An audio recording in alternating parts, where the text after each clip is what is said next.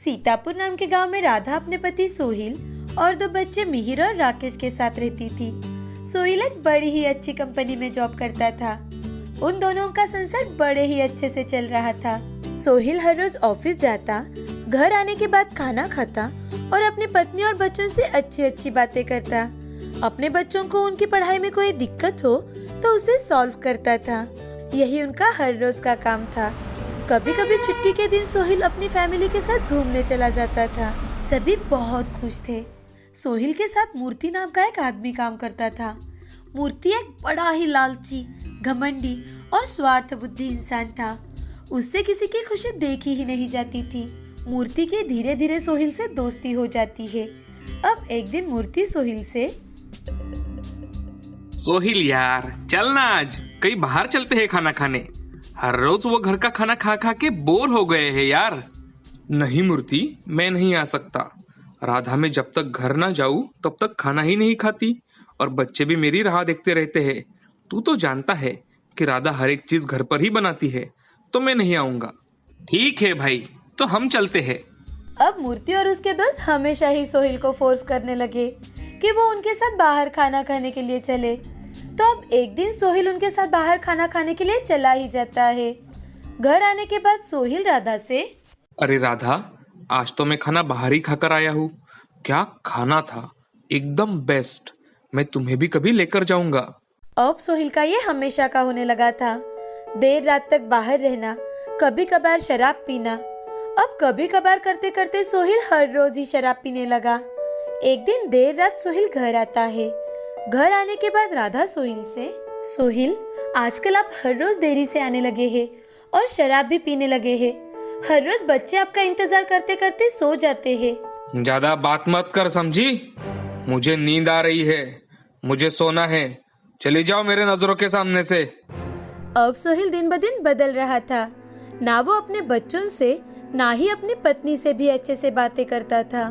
छुट्टी के दिन भी वो अपने दोस्तों के साथ ही बाहर घूमना, मजे करना, शराब पीना, यही सब करता था।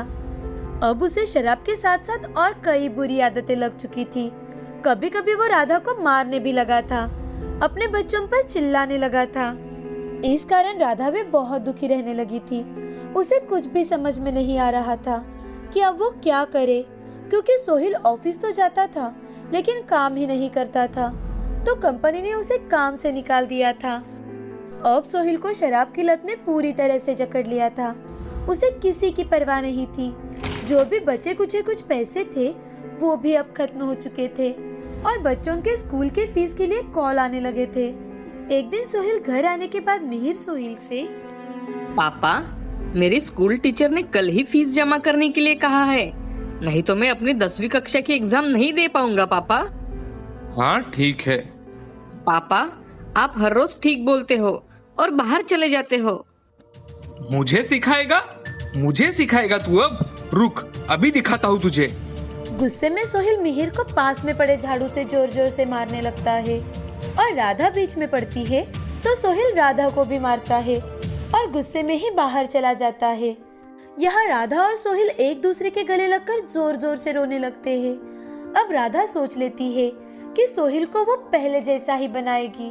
वो मन ही मन, अब बस हो गया सोहिल, आपके अत्याचार बढ़ते ही जा रहे हैं। घर का सारा कीमती सामान आप बेच चुके हैं। अब मैं आपको फिर से सही रास्ते पर लाकर ही रहूंगी। इतना ही नहीं, अब मिहिर की फीस का भी बंदोबस्त करवाना ही होगा मुझे। तभी राधा मिहिर से, मिहिर बेटा, तुम चिंता मत करो। कल सुबह जाते वक्त मुझसे फीस लेकर जाना। मैं तुम्हारी फीस का बंदोबस्त करती हूँ। ठीक है माँ, लेकिन आप कैसे? तुम चिंता मत करो बेटा। अब राधा अपने दोस्त मीरा के पास जाती है, जो एक बहुत ही बड़ी डॉक्टर है, जिसके डॉक्टर बनने के लिए राधा ने ही पैसों की मदद की थी। उसके पास जाकर राधा, मीरा, आज मैं तुम्हारे पास कुछ काम से आई हूँ। हाँ कहो ना राधा। अरे तुम्हें मदद करना मुझे बहुत अच्छा लगेगा। मीरा, वो मुझे कुछ पैसों की जरूरत है, क्या तुम? अरे इतनी सी बात है ना राधा, मैं जरूर तुम्हें मदद करूंगी। ये लो 10,000 है। मीरा, ये बहुत ज्यादा है, मुझे इतने नहीं चाहिए। ये राधा, तूने मेरी पढ़ाई के लिए खूब मदद की है, ये 10,000 तो उसके लिए बहुत ही कम है। तू मेरी चेतना है, तेरे कारण ही मैं आज यहाँ पर हूँ। अब राधा मीरा को सारी बात बताती है और राधा की कहानी सुन मीरा को बहुत बुरा लगता है। वो राधा से, राधा बुरा ना मानो तो एक बात कहूँ? हाँ कहो ना। जिंदगी इतना कुछ बोल गई है कि अब कोई कुछ भी कहे बिल्कुल भी बुरा नहीं लगता। राधा तुम खाना बहुत ही बढ़िया बनाती हो और मेरी एक दोस्त है जिसे तुम नहीं जानती, उसके यहाँ उसकी बेटी का बर्थडे है। अगर उसके लिए तुम 200 समोसे बना कर दोगी तो तुझे अच्छे खासे पैसे मिल जाएंगे और तुम्हारे घर के लिए कुछ काम भी आएंगे। जरूर मीरा, मैं जरूर बनाऊंगी, लेकिन क्या वो मुझे ऑर्डर देगी? अब मीरा अपने उस दोस्त को कॉल करती है तो वो भी हाँ कर देती है। तो मीरा राधा को कुछ पैसे और एडवांस में दे देती है। तो राधा, थैंक्स मीरा। मीरा ने दिए हुए पैसे और समोसों की ऑर्डर लेकर राधा वहीं से मिहिर के स्कूल में चली जाती है और मिहिर की स्कूल की फीस भर देती है। मिहिर और राधा घर जाने निकलते हैं। जाते जाते वो समोसे बनाने की सामग्री लेकर जाते हैं। मिहिर भी राधा को दूसरे दिन शाम के वक्त जितनी हो सके समोसे बनाने में मदद करता है। अब मीरा की दोस्त घर आकर वो समोसे लेती है और उसे बाकी के पैसे भी दे देती है। राधा से उसका नंबर लेती है और वहाँ से चली जाती है। बर्थडे में राधा के हाथ के बने समोसे सभी को बहुत पसंद आते हैं और बच्चों ने बड़ों के लिए कुछ बचाया ही नहीं। तो मीरा की दोस्त राधा को फोन करती है और राधा से, राधा आपका बहुत बहुत धन्यवाद। आपके बनाए समोसे सभी बच्चों को इतने ज्यादा पसंद आए कि बता ही नहीं सकती। अब आगे की ऑर्डर तो मानो आप ही को मिलेगी, लेकिन साथ में मैं ये भी पूछना चाहती थी कि अगर आपको नाश्ता बनाने की ऑर्डर दी जाए तो क्या आप बना कर देंगी? जी जरूर, जो भी बनाना हो सिर्फ पहले दिन बता दीजिएगा। अब राधा को हमेशा ही समोसे बनाने के ऑर्डर्स आने लगे। मीरा और उसकी दोस्त ने उनके सारे दोस्तों को मीरा का नंबर दे दिया था। अब मीरा के पास पैसे आने लगे थे। अब वो फिर से अपने बच्चों की अच्छे से देखभाल करने लगी थी, लेकिन अब उसे सोहिल को भी बदलना था। एक दिन रात के समय जब सोहिल घर आते हैं तो सोहिल ने आज शराब नहीं पी थी क्योंकि उनके पास कोई पैसे ही नहीं थे। वो घर में कुछ पैसे लेने के लिए आए थे। राधा ने उसे इस तरह से जताया कि उसके पास कोई पैसे नहीं है। उसने सोहिल को भनक तक लगने नहीं दी कि वो समोसे बनाने का काम करती है। अब वो सोहिल के लिए खाना परोसती है और सोहिल को खाना खाने के लिए बैठने के लिए कहती है। सोहिल, अब हमारे हालात बहुत खराब हो चुके हैं। घर के सारे कीमती चीजें आप बेच चुके हो। हमें समझ में ही नहीं आ रहा कि आखिर क्या करें। आप दिन भर शराब पीते रहते हो। आखिर हम सबकी इसमें गलती ही क्या है? आप हमसे बुरी तरह से बर्ताव करते हैं, हम क्या करें? राधा बोल ही रही थी कि तभी सोहिल के हाथ पैर कांपने लगे। वो अजीब अजीब सा करने लगा, जिसे देख राधा बहुत ज्यादा घबरा गई और उसने तुरंत ही ऑटो कर वो साहिल को एक शराब छुड़ाने वाले अस्पताल लेकर गई, जहाँ पर उसे 15 दिनों तक रखा गया। अब सोहिल धीरे धीरे अच्छे होने लगे थे और दूसरी ओर राधा अपने हाथ के बने स्वादिष्ट समोसे बेचकर पैसे कमाने लगी थी। उसके दोनों बेटे उसकी मदद करने लगे थे। जैसे ही सोहिल की छुट्टी होती है वो घर आते हैं और सुबह जल्दी जब राधा समोसे बना रही थी तो उसे देख वो राधा से, अरे राधा, इतनी सुबह तुम और बच्चे क्या कर रहे हो? राधा सोहिल को सारी बात बताती है। अब सोहिल को समझ में आ जाता है कि उसने अपने परिवार के साथ जो कुछ भी किया था वो गलत किया। अब वो राधा से, राधा, मिहिर, राकेश, आप तीनों से मैं माफी मांगता हूँ और हाँ, आज के बाद मैं कभी शराब को हाथ नहीं लगाऊंगा, ना ही उसकी ओर देखूंगा। आज से मिहिर और राकेश तुम दोनों अपनी पढ़ाई पर ध्यान दो। राधा की मदद मैं कर दिया करूंगा। अब सोहिल इतने ज्यादा बदल चुके थे कि वो हर रोज ध्यान करने लगे थे, राधा की मदद करने लगे, बच्चों से हंसी खुशी बातें करने लगे, उनके प्रॉब्लम सॉल्व करने लगे। अब वो सभी हंसी खुशी रहने लगे। राधा ने मीरा से लिए हुए पैसे भी उसे वापस कर दिए और उसने समोसे बनाने के साथ साथ अपने पति को भी सही रास्ता दिखाया। अपनी पूरी जिंदगी बदल दी। अब राधा का व्यवसाय घर से ही इतना ज्यादा बढ़ चुका था कि उसने 2 और लोगों को अपने काम पर रख लिया था। अब वो एक स्वादिष्ट और बढ़िया समोसे बनाने वाली राधा के नाम से जानी जाने लगी। सुंदरपुर नाम के गांव में श्रीराम नाम का आदमी रहा करता था। उसको एक समर नाम का बेटा था। समर पढ़ाई करने में बहुत होशियार था। वो कॉलेज करके अपने पिताजी को मदद कर दिया करता था। उसकी माँ सुषमा घर के सारे काम किया करती थी। श्रीराम की चाय की दुकान होने के कारण उसे दिन भर कुछ ना कुछ काम रहता था और जब से समर उनको मदद करने लगा था तब से उसका काम कम हो गया था। एक दिन श्रीराम समर से, बेटे, तुम आगे क्या करना चाहते हो? पिताजी, मैं एक अच्छी कंपनी में नौकरी करना चाहता हूँ और मैं अगले महीने शहर जा रहा हूँ। ठीक है, जैसा तुम्हें ठीक लगे बेटा। ऐसा कहकर श्रीराम अपना काम करने चला जाता है। कुछ समय बाद समर शहर जाने का निर्णय लेता है। समर अपने माँ पिताजी की आज्ञा लेकर जाने के लिए निकलता है। बेटे, वहां जाकर अपना ख्याल रखना। ये लो कुछ पैसे, तुम्हें काम आएंगे। जी पिताजी। अब समर बस में बैठकर शहर चला जाता है। बस से उतरते समय उसका वॉलेट कोई चुरा लेता है। सारे पैसे वॉलेट में होने के कारण उसके पास कुछ भी पैसे नहीं रहते। वो बस से नीचे उतर जाता है। उसे तेज भूख लगने के कारण समर अपने पास और कुछ पैसे है क्या ये देखता है। तभी उसे 10 रुपए मिलते हैं। वो देख, अब मैं इन 10 रुपए से क्या करूं? फिलहाल एक कप चाय ही पी लेता हूँ। ऐसा सोचकर समर रघु के चाय की दुकान पर चला जाता है। रघु अपनी दुकान पर चाय बना रहा था। रघु समर से, अरे भाई, लगता है तुम इस शहर में नए आए हो। जी, मैं इस शहर में नया हूँ। भैया, मुझे एक कप चाय दे देना। ये लो। तुम बड़े चिंतित लग रहे हो, क्या हुआ है? आज मेरा वॉलेट बस से उतरते समय चोरी हो गया है। अरे भाई, यहाँ चोरियां बहुत होती है। अब तुम कहाँ रहने वाले हो?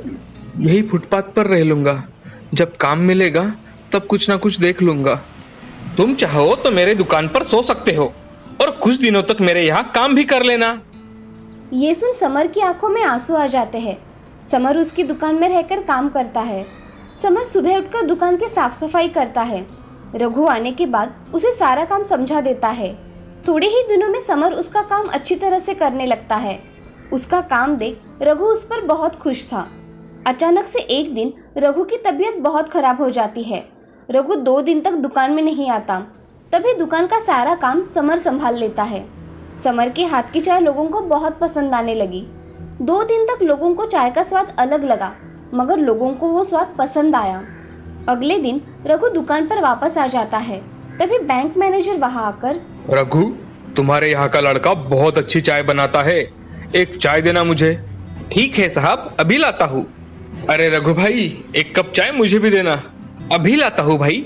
और हाँ रघु भाई, समर के हाथों की ही चाय देना। ये सुन रघु के मन में समर के प्रति ईर्ष्या निर्माण हो गई।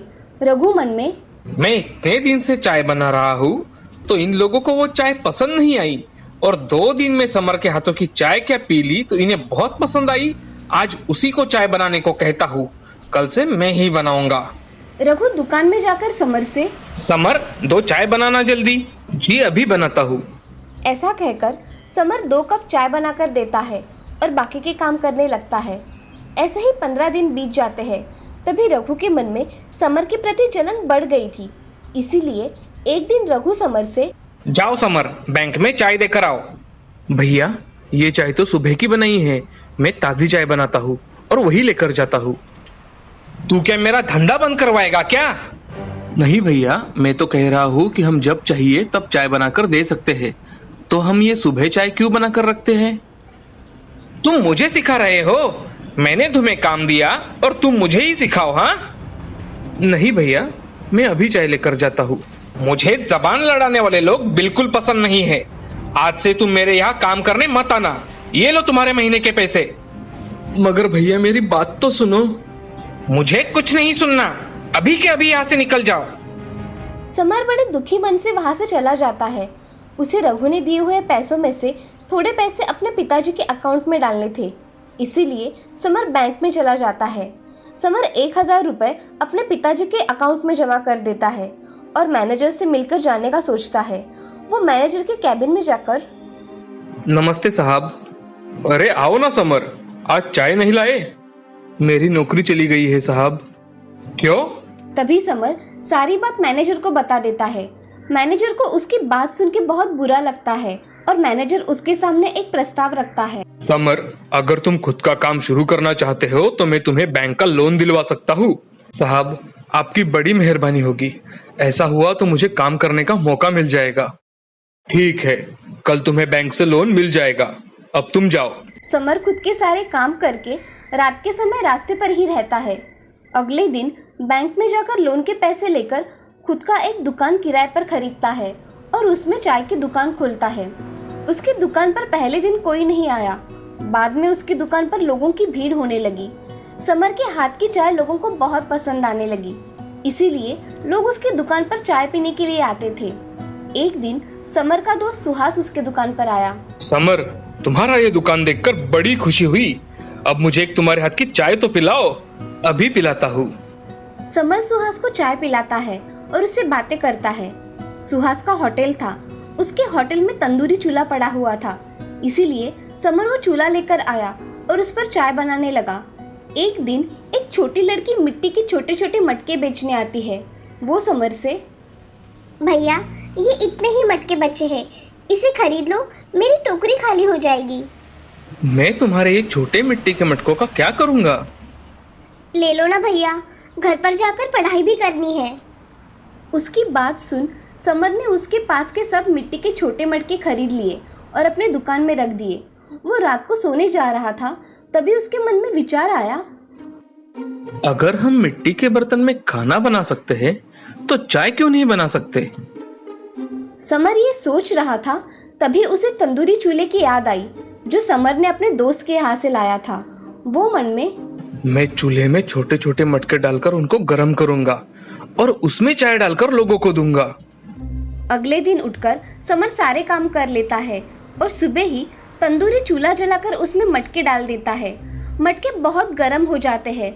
गर्म मटकों को उठाकर समर उसे एक पतीले में रख देता है और उसमें चाय डाल के देखता है। चाय को अच्छी तरह से उबाल आता है। उस चाय का सुगंध बहुत अच्छा आने के कारण समर वो चाय थोड़ी पीकर देखता है। उसे चाय का स्वाद बहुत ही अच्छा लगता है। वो खुद से, ऐसी स्वादिष्ट चाय लोगों को जरूर पसंद आएगी। समर दुकान में बोर्ड लगा देता है। वो बोर्ड देखकर बहुत से लोग समर से पूछने लगे। तभी समर ने उन सभी लोगों को तंदूरी चाय पिलाई। सभी लोगों को चाय बहुत पसंद आई। ये देख समर समझ गया कि लोगों को चाय पसंद आई। उसकी दुकान में अब बहुत भीड़ होने लगी। उसकी तंदूरी चाय बहुत प्रसिद्ध हो गई। अब समर ने उसकी दुकान में काम करने के लिए लोग रख दिए। उसका धंधा बहुत अच्छा चल रहा था। समर ने शहर में 2 तंदूरी चाय की दुकान और दूसरे शहर में भी तंदूरी चाय की दुकान खोल दिए। उसका चाय का धंधा बहुत बढ़ गया था। रघु के हाथ का स्वाद लोगों को पसंद ना आने के कारण लोग उसकी दुकान पर नहीं जा रहे थे। अब रघु के पास पैसे ही नहीं थे। तभी उसे समर की याद आती है और रघु समर के पास चला जाता है। अरे रघु भैया, आप आइए ना, क्या काम था? मुझे थोड़े पैसे चाहिए थे। आपको कितने पैसे चाहिए? मुझे 10,000 रुपए चाहिए थे समर, उधारी चुकती करनी है। समय ना गवाकर समर अंदर से पैसे लेकर आता है और रघु के हाथों में रख देता है। समर रघु से, रघु भैया, मैं चाहता हूँ आप मेरी इस धंधे में मदद करो। आप चाहो तो मेरा एक दुकान संभाल सकते हो। ये सुन रघु की आंखों में पानी आ जाता है और रघु समर से, समर, मैं तुम्हारा दुकान संभालूंगा, मगर मैंने तुमसे इतना बुरा बर्ताव किया, फिर भी तुम मुझसे अच्छा बर्ताव कर रहे हो। रघु भैया, इस शहर में मुझे पहले सहारा देने वाले तुम ही थे, इसलिए मैं तुम्हें आजीवन नहीं भूल सकता। समर की बातें सुन रघु की आंखें भर आई और वो गले मिल गए।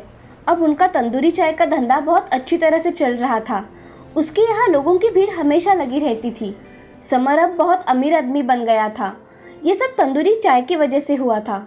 इस कहानी से हमें ये सीख मिलती है कि जिंदगी में अच्छे विचार ही करने चाहिए। अच्छे विचारों का फल अच्छा ही होता है और दूसरों के प्रति मन में घृणा नहीं रखनी चाहिए।